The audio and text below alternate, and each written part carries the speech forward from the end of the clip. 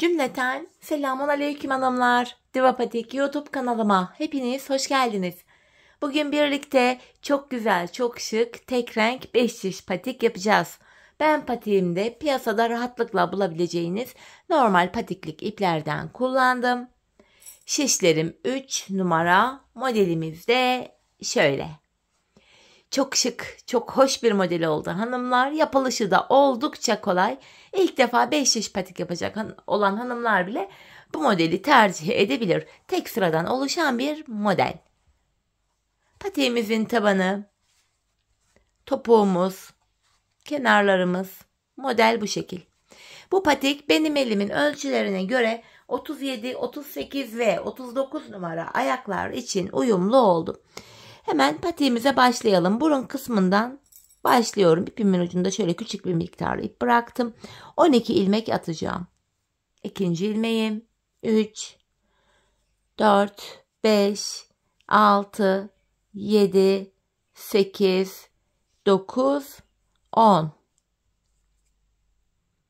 11 ve bir ilmek daha attım 12. Geri dönüyorum hanımlar. Arka yüzdeyiz şimdi. İlk sırada kenar ilmeğimi örmeden alıyorum. Diğer ilmeklerimizi ilk sırada ters olarak örüyorum.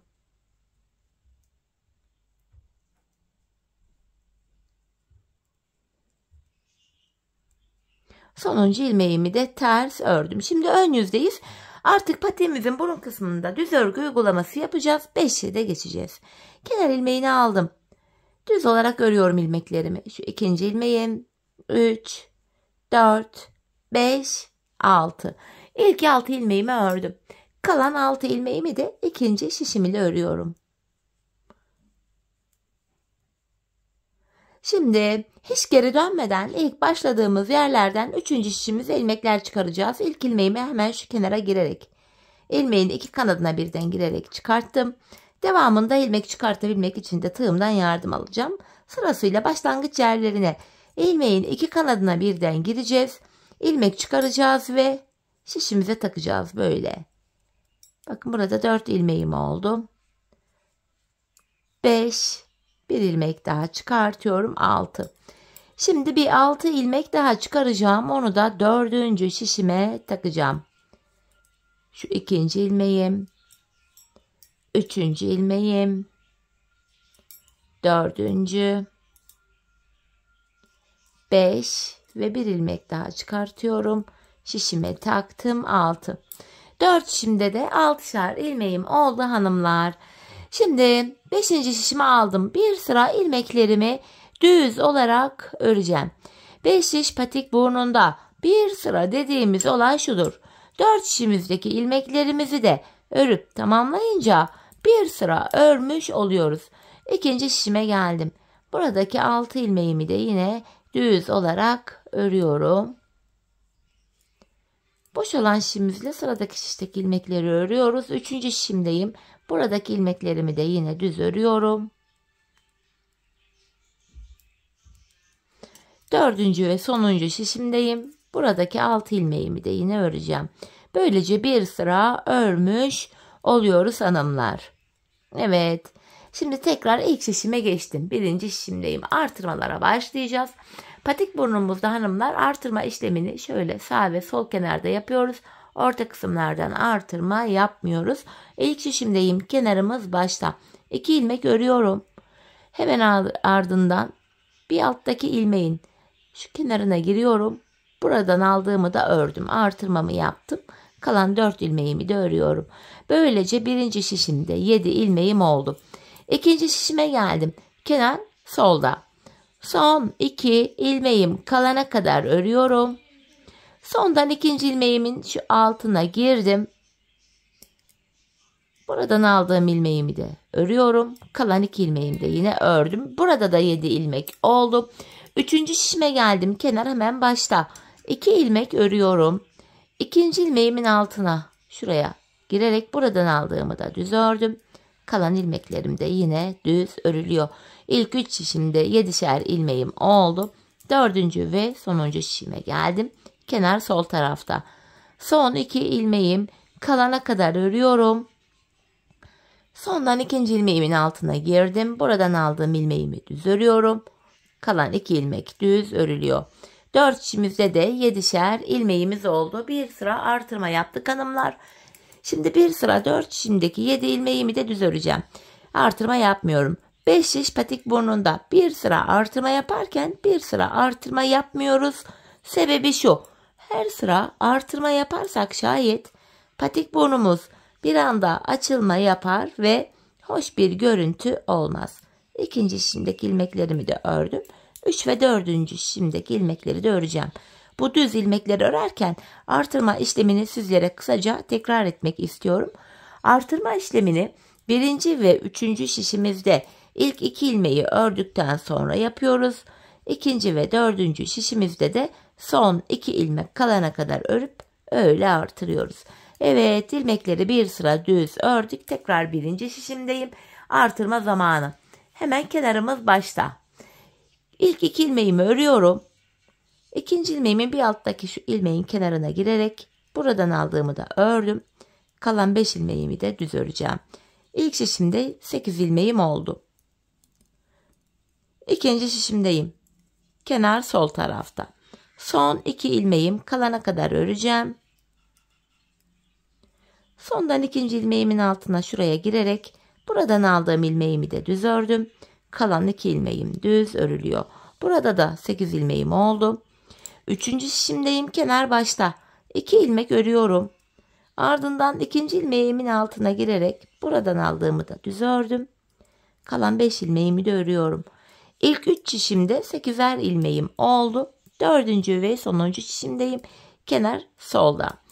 Burada da son 2 ilmek kalana kadar örüyorum. Sondan ikinci ilmeğimin altındaki şu ilmeğimin kenarına girdim. Buradan aldığımı da örüyorum. Kalan 2 ilmeğimi de yine düz ördüm. 4 şişimizde de 8'er ilmeğimiz oldu. Bir sıra artırma yaptık. Şimdi bir sıra 4 şişimdeki 8 ilmeği de düz öreceğim. Sonraki sıra artıracağım. Sonra düz öreceğim, artıracağım. Patik burnunu bu şekilde tamamlayacağız. Hanımlar, ben bu patiğimde her bir şişimde 14'er ilmeğim olana kadar artırmalarımı yaptım. Ardından modelime başladım. Şimdi hep birlikte artırmalarımızı yapalım gelelim. Ardından birlikte modelimizi kuralım. Evet hanımlar, ben her bir şişimde 14'er ilmeğim olana kadar artırmalarımı yaptım. Geldim, artırmadan sonra bir sıra düz örmedim. Hemen modele başlayacağız. Şimdi ilk şişimdeyim. Öndeki ilk 2 şişe model kurulumu yapacağız. Tabana model yapmayacağız. Model videonun başında da dediğim gibi sadece tek sıradan oluşuyor. Öncelikle hanımlar, modelimize başlarken ilk bir ilmeği örüyorum. Bu kenar ilmeği model bitene kadar bu ilmeği düz öreceğiz. Şimdi öncelikle hemen kenara ajurlu modeli kuracağız. İpimi şişime doluyorum. Öndeki 2 ilmeğimi kestim. Ajur yaptım ve öndeki 2 ilmeğimi keserek ördüm. Ardından bu kestiğim ilmeği, şöyle kesim yaptığım ilmeği sol şişime alıyorum. Hemen kesim yaptığım ilmeğin yanındaki şu solundaki bir ilmeğin içinden kesim yaptığım ilmeği çıkartıyorum. Bu ilmeği burada bıraktım. Sonra tekrar sağ şişime alıp ipimi şişime doluyorum. Araya 3 ilmek ters öreceğim. 1, 2, 3. 3 ilmek üzerine ajur yapacağız. 3 ilmek ters öreceğiz. Tekrar ajurumu yapıyorum. İpimi şişime doladım. Öndeki 2 ilmeğimi kesiyorum. Ardından hemen kesim yaptığım ilmeğin solundaki ilmeği aldım. Kesim yaptığım ilmeği bu ilmeğin içinden geçirdim. Ardından ilmeği sağ şişime alıyorum ve tekrar ajurumu yaptım. Burada bakın tekrar 3 ilmek oldu. Araya 3 tane ters öreceğim. Şimdi tekrar 3 ilmeğe model kuracağız. Burada 1 ilmek kaldı. Modeli rahat kurabilelim diye hanımlar buradaki 1 ilmeği şimdi hemen ikinci şişime aktardım. Bilek ayrımı yaparken tekrar bu ilmeğimi ilk şişime vereceğim. Şimdi tekrardan 3 ters örmüştük. Buraya hemen ipimi şişime doluyorum. Öndeki 2 ilmeği kestim. Ardından bu kesim yaptığım ilmeği solundaki ilmeğin içinden şöyle geçiriyorum ve bu ilmeği bıraktım burada. İlmeği sağ şişime alıp tekrar ipimi şişime doluyorum. Arada 3 tane tersim var. Yeniden ajurlu modelimi yapacağım. İpimi şişime doladım. Öndeki 2 ilmeğimi kesiyorum. Ardından sol taraftaki bir ilmeğin içinden şöyle kesim yaptığım ilmeği çıkarttım. ilmeği tekrar sağ şişime aldım ve yeniden ipimi şişime doluyorum. Arada 3 tane tersim var. Tekrar son 3 ilmek kaldı. Buna da ajurlu modelimi yapacağım. İpimi şişime doladım. Öndeki 2 ilmeğimi kestim. Ardından solundaki bir ilmeğin içinden kesim yaptığım ilmeğimi çıkarıp sağ şişime veriyorum. Ajurumu yapıyorum. Burada başka ilmek kalmadı. Ajurdan sonra hemen tabanımıza geçiyoruz hanımlar. Tabanımıza model kurulumu yapmıyoruz. Buradaki ilmekleri düz olarak örüyoruz. Hanımlar, modelimizin hepi topu bu kadardı. Modelimiz sadece bu tek sıradan oluşan bir model. Tabandaki diğer şişime geçtim. Buradaki ilmeklerimi de düz olarak örüyorum. Bu şekilde. Model ördükçe kendini gösteriyor. Şu an ilk sırada pek bir şey anlaşılmıyor zaten. Evet, tekrar ilk şişimize geldik. Bir sıra model kurulumu yaptık hanımlar. 3 sıra boyunca ilmeklerimizin tamamını düz öreceğiz. Yani 4 şişimizi de örüp tamamlayınca bir sıra oluyor. Bakın, ilmeklerimin hepsini düz olarak örüyorum. Bu modelden sonraki birinci sıramız. İlk şişimdeki ilmeklerimi ördüm. İkinci şişime geçiyorum. Şimdi buradaki ilmeklerimi de yine düz öreceğim. 4 şişimizde düz örünce bir sıra örmüş olacağız. Bakın, ajurlarımı, kesim yaptığım ilmeğimi hepsini düz örüyorum.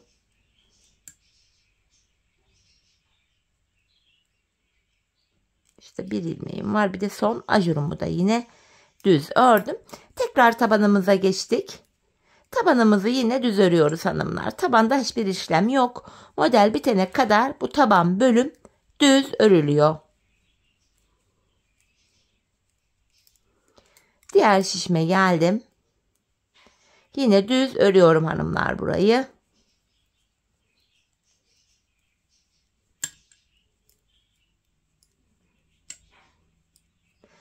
Evet, tekrar ilk şişimizdeyiz. Modelden sonraki ikinci sıramız oluyor hanımlar bu. Yine ilmeklerimizi düz öreceğiz. Modelden sonraki ikinci sıra. Buradaki ilmekleri de yine düz olarak örüyoruz. Bakın, ilk şişimi ördüm. İkinci şişime geldim. Yine burada da ilmekleri düz öreceğim. Dediğim gibi modelden sonraki ikinci sıra düz örgümüz bu. 3 sıra düz öreceğiz. Bir sıra model kuracağız. Gayet kolay. Tekrar tabanıma geldim. Tabanımızı da yine düz olarak örüyorum.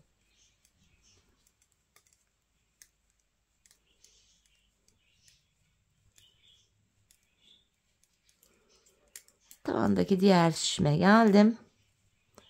Düz örmeye yine devam ediyorum.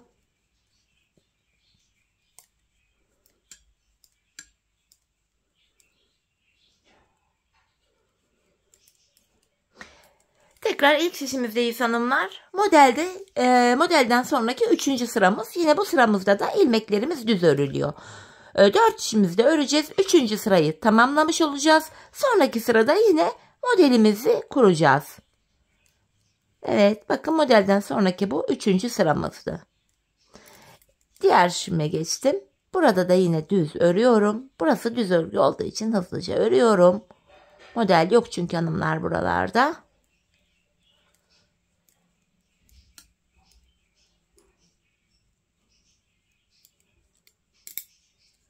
Tabanımıza geldim. Düz örmeye devam ediyorum yine.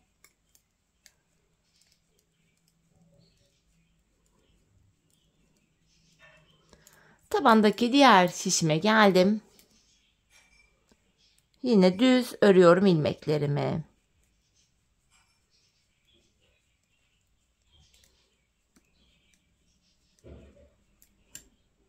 Evet hanımlar, modelden sonra 3 sıra 4 şişimizdeki ilmeklerimizi de düz ördük. Şimdi tekrar ilk şişimizdeyiz. Aynı modeli kuracağız. Dediğim gibi ördükçe kendini gösteren bir model zaten bu. Tekrardan bu ilk kenardaki bir ilmeğimi düz örüyorum. İlk modelde olduğu gibi. İpimi şişime doladım. Öndeki 2 ilmeğimi kesiyorum.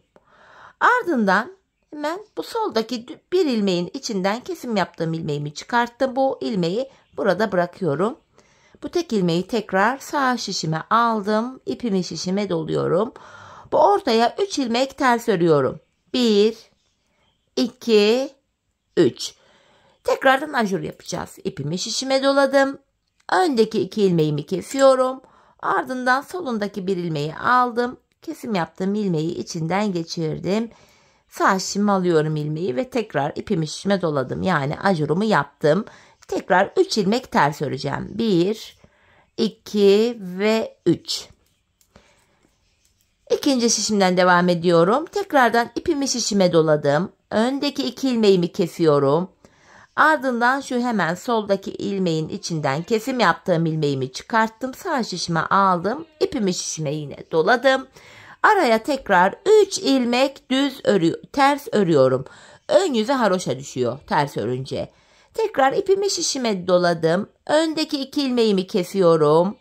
Hemen solundaki bir ilmeği içinden kesim yaptığım ilmeği şöyle çıkarttım. İlmeği sağ şişime alıp ipimi şişime doluyorum. Yeniden 3 ilmek ters. Son 3 ilmeğe tekrar ajurlu modeli kuracağız. İpimi şişime doladım. Öndeki 2 ilmeğimi kesiyorum. İlmeği tekrar sol şişime aldım. Solundaki düz ilmeğin içinden kesim yaptığım ilmeğimi çıkartıyorum ve ipimi şişime doluyorum. Tekrar tabanımıza geldik hanımlar. Tabandaki ilmeklerimizi yine düz olarak örüyoruz. Gördüğünüz gibi ikinci modeli de yapmış olduk. Model bundan ibaret. İkinci modeli yaptık. Tekrar 3 sıra ilmekleri 4 şişimizde de düz öreceğiz. Sonra tekrar aynı modeli kuracağız. Tek sıradan oluşan çok kolay, çok gösterişli, çıtı pıtı şık bir model. Evet, tabanımızı da böylece tamamladık. Bakın hanımlar, patiğimizde model şöyle ilerliyor. Birlikte ilk 2 modelimizi yaptık. Bakın. Daha dediğim gibi biz 2 model kurduk. Ördükçe zaten kendini gösteriyor. Bakın hanımlar. Ördükçe böyle sıralanıyor. Kendini gösteriyor. Böyle bir model. Şimdi 3 sıra yine ilmekleri düz öreceğiz. Ardından 3. modeli kuracağız. 3 sıra öreceğiz. 4. model. Ayak ölçümüze göre bu modeli bu şekil tamamlayacağız. Ben bu patiğime toplamda bakın haroşalı yerleri sayıyorum. 1, 2, 3, 4, 5, 6, 7, 8, 9 tane model yaptım. Bu benim elimin ölçüsüne göre tam oldu. Sizler bu aşamada patiğinizi örerken ayağınıza ölçün hanımlar. Ayağınıza giyin. Artık bu bileğe kadar mı yapmak istiyorsunuz? Burun kısmını daha mı kısa yapacaksınız? Tamamen zevkinize bağlı. Bunu ölçülerinize göre ayarlayabilirsiniz. Ben dediğim gibi 9 tane model kurdum ve 9. modelden sonra tekrar 4 içindeki ilmekleri 3 sıra düz ördüm. Ardından bilek ayrımına geçtim. Şimdi hep birlikte patiğimizin ön bölümünü örelim gelelim. Ardından birlikte bilek ayrımını yapalım. Evet hanımlar, patiğimin ön bölümünü ördüm geldim.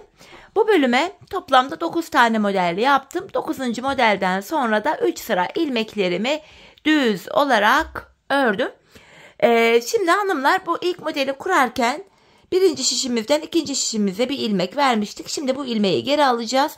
Böylece şişimizde yine 14'er ilmeğimiz oluyor. 5, 10, 14. Diğer şişede bakalım 5, 10, 14. Tekrar ilmeği yerli yerine koyduk. Şimdi bilek ayrımı yapacağım. İlk şişimdeyim. Burada son bir ilmek kalana kadar ilmeklerimi düz örüyorum. Son bir ilmeğim kalana kadar.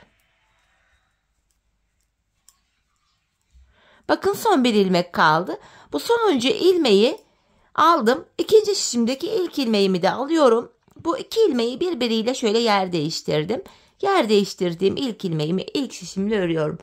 Bilek ayrımında ilmekleri yer değiştiriyoruz. Yani şu bölümde sebebi şu: bilek ayrımı yaptığımız yer daha sıkı ve sağlam oluyor. Şimdi patiğimizin arka bölümüne geçtik hanımlar. Patiğimin şu bilek kenarlarına ben 8'er ilmek haroşa ördüm. Ben örgümüzün hem ön hem arka yüzünde düz örgü örerek haroşalarımı elde ediyorum.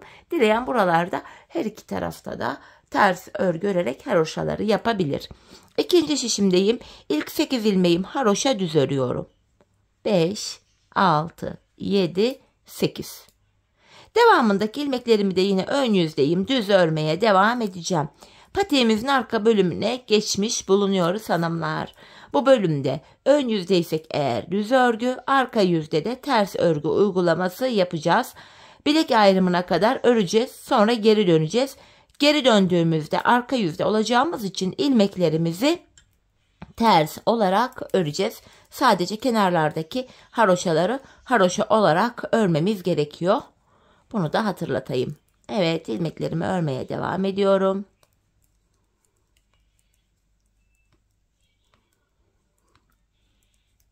Son şişime geldim. Bilek ayrımı yaptığımız şişimiz. Burada da yine düz öreceğim ilmeklerimi. Bakın son 8 ilmeğim haroşa, bunu da düz öreceğim yine. Arka yüzde de bu 8 ilmeği tekrar düz öreceğim. Haroşa düşecek. Evet, bilek ayrımına geldik hanımlar. Bu şekilde. Yapacağımız işlem şu. Bilek ayrımına kadar öreceğiz, geri döneceğiz. Öreceğiz, geri döneceğiz. Bakın geri döndüm. Burada kenar ilmeğimi ilk ilmeğimi örmeden alıyorum. Kenar ilmeği ile birlikte toplam 8 ilmek haroşamı düz öreceğim. 4, 5, 6, 7 ve 8. Bakın ön yüze bir diş haroşa oluştu. Diğer ilmeklerimi de şu anda arka yüzde olduğum için ters örüyorum. Patiğimizin arka bölümünde yapacağımız işlem hepi topu bu kadar hanımlar. Bilek ayrımına kadar örüyoruz, geri dönüyoruz, örüyoruz, geri dönüyoruz. Ön yüzde düz örgü, arka yüzde de şu anda yaptığımız gibi ters örgü uygulaması yapıyoruz. Sadece bilek kenarlarındaki 8'er ilmek haroşamızı haroşa olarak öreceğiz. Yapacağımız işlem sadece bundan ibaret. Evet.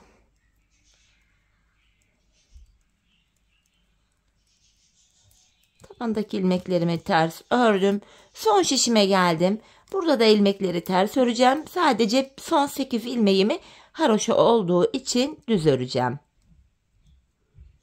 Bakın son 8 ilmeğime geldim. Haroşalarımı düz olarak örüyorum hanımlar.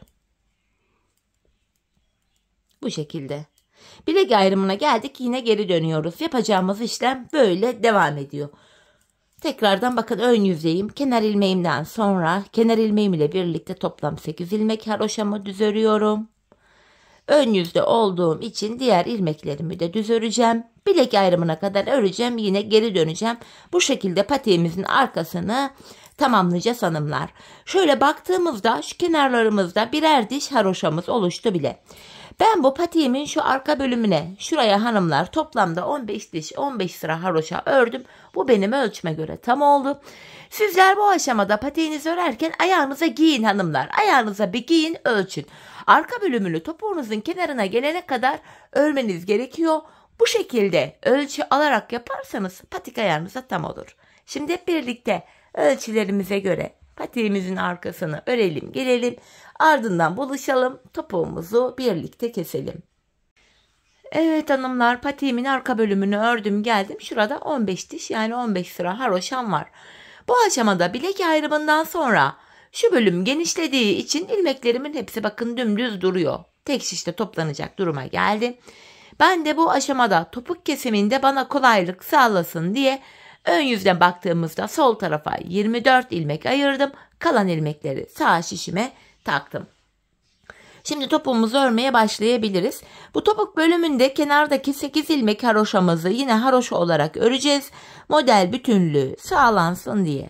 8 haroşamı ördüm. Ön yüzdeyim. İlmeklerimi düz olarak ve sayarak örmeye devam edeceğim. 8 haroşayı örmüştüm. 9, 10, 11, 12, 13, 14, 15, 16, 17, 18, 19, 20, 21, 22, 23 ilmek ördüm. 24. ilmekte öndeki ikisini kesiyorum.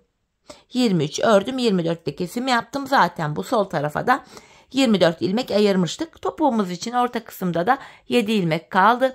Bu 7 ilmek her seferinde birer birer kesilecek, eksilecek, bitecek ve böylece topuğumuz oluşacak. Şimdi kesim yaptıktan sonra geri döneceğiz hanımlar. İlk ilmeğimi örmeden alıyorum. Arka yüzde olduğum için buradaki ilmeklerimi ters öreceğim. Sadece kenardaki son 8 haroşa ilmeğimi düz öreceğim. Son 8 ilmeğime geldim. Haroşalarımı düz olarak örüyorum. Tekrar geri döndük. Ön yüzdeyiz. Bir önceki sırada yaptığımız işlemin aynısını yapacağız. Yani ilk 23 ilmeğimizi öreceğiz. 24. ilmekte kesimimizi yapacağız. 8 haroşamı ördüm. Yine sayarak gidiyorum. 9, 10, 11, 12, 13, 14, 15, 16, 17, 18, 19, 20, 21, 22, 23. 24. ilmekte yine kesimimi yaptım. İkinci kesimi yaptık. Bakın hanımlar, burada bir önceki sırada 7 ilmek vardı. Şimdi bakıyoruz 6 ilmek kaldı. 1 ilmek eksildi. Kesim yaptık. Geri döneceğiz. Arka yüzde ilmeklerimizi öreceğiz. Ön yüzde tekrar ilk 23 ilmeği öreceğiz. 24'te kesimi yapacağız.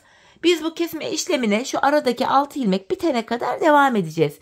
Şimdi sizlere gösterdiğim gibi patiğimizin topuğunu şu aradaki ilmekler bitene kadar örelim, ardından buluşalım.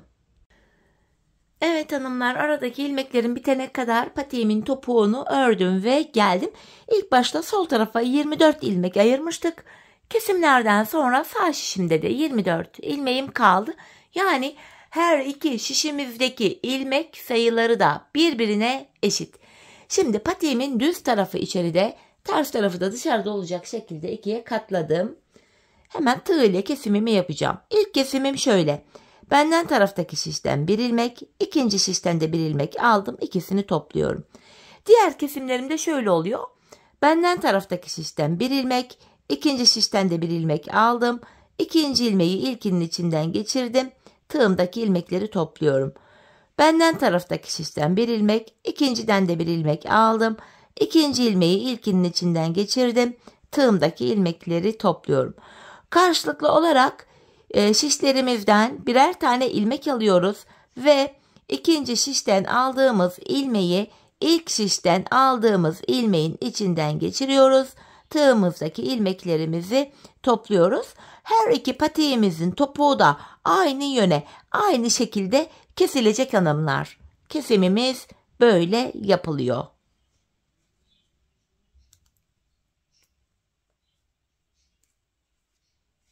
Böyle. Şimdi kalan ilmeklerimizi de aynı şekilde keselim, gelelim.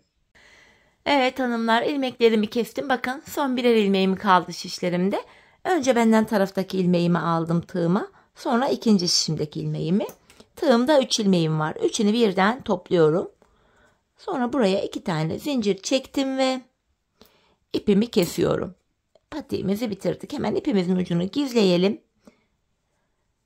Patiğimiz böylece bitti hanımlar. Burunda başladık. Hiç ip kırmadan topukta bitirdik. Evet, ipimizin ucunu da gizledim. Bakın topuğumuz şöyle.